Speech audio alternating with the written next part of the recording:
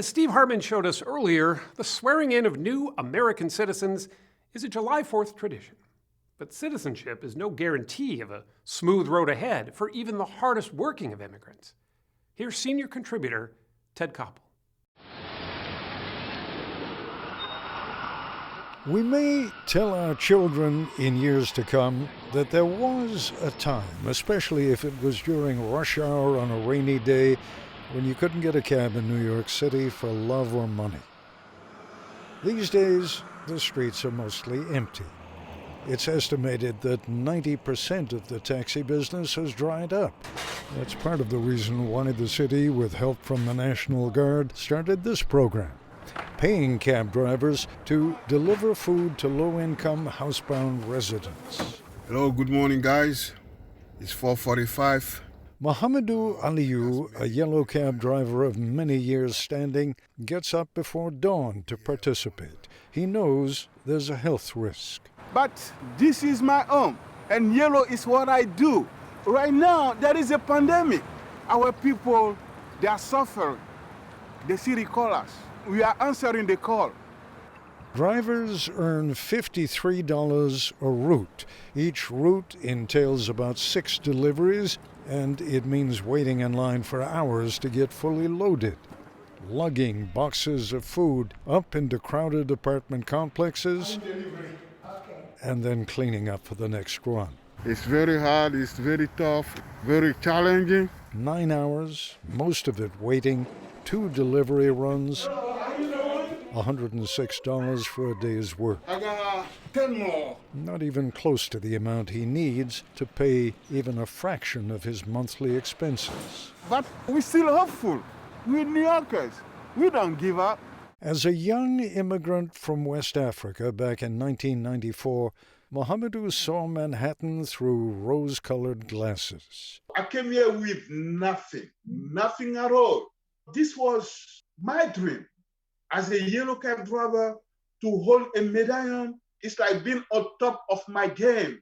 This is where I want to be. This is the American dream.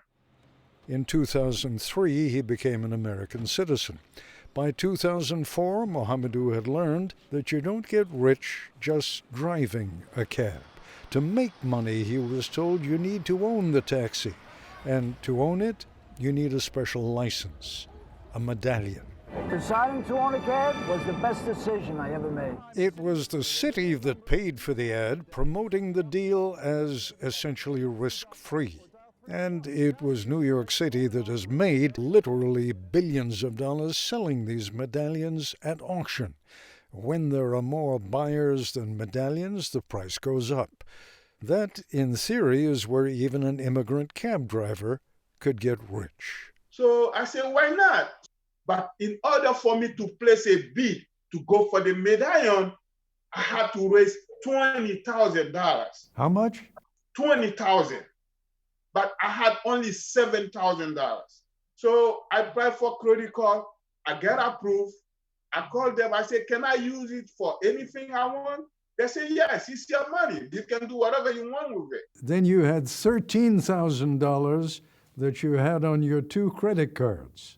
Correct. $20,000 cash down. Correct. On a $331,000 bid. Yes, that will be a loan. And you have to pay for the car, gas, maintenance, all that. But still, life was good. Even we say life was great. Within about a year, Mohamedou's medallion had appreciated more than $100,000, and remarkably, the value kept rising. And lucky me, I was able to buy a house here in the Bronx, a 3-family house. So things was good. And then moving forward, the medallion value were going up. In 2013, the city auctioned medallion at $1,350,000. You heard correctly. 7 years ago, in theory, on paper, Mohamedou Aliou was a millionaire. The only reason that it was worth over $1 million was that there was some other immigrant who could be taken advantage of to pay that amount. and not really even pay that amount, but be trapped in a loan that would shackle them in debt for the rest of their lives. Brian Rosenthal, a reporter for the New York Times, won a Pulitzer Prize for his series exposing the taxi medallion scam. There was the city, which sold the medallions, the brokers who collected commissions, and the bankers who wrote the loans and sold some of them for profit. And what we found in our reporting was that the value of a medallion went from $200,000 to over $1 million when the revenue that the cabs were bringing in did not change at all. I've been investigating. As Brian explained in the New York Times documentary series The Weekly, those medallions were moneymakers, just not for the drivers. Eventually, you realize that this wasn't by accident.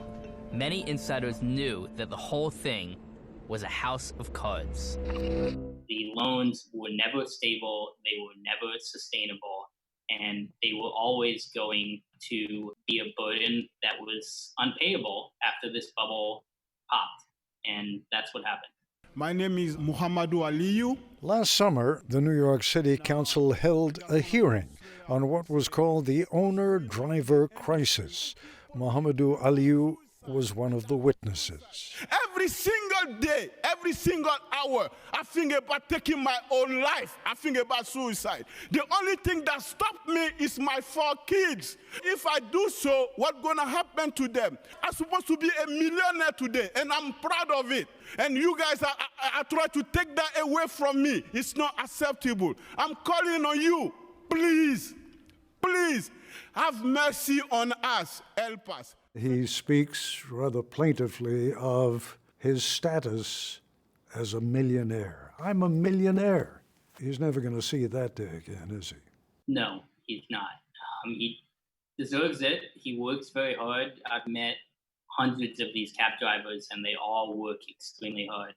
Many of the drivers are convinced that ride-share companies like Lyft and Uber ruined their business.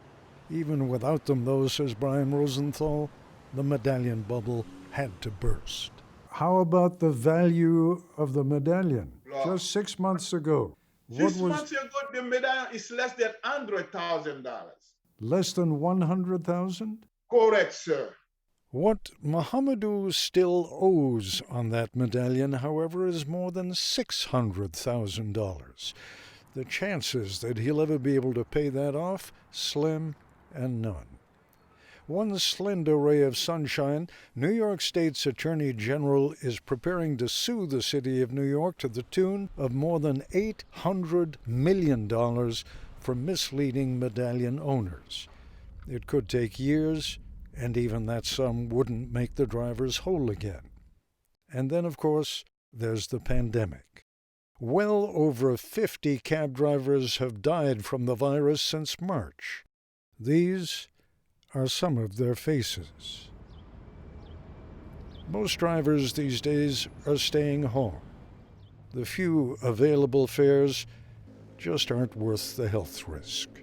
There is no more sleep. There is no night. At night, we chat on the WhatsApp group. We're so worried.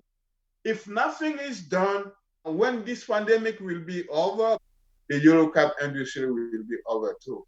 We'll be finished.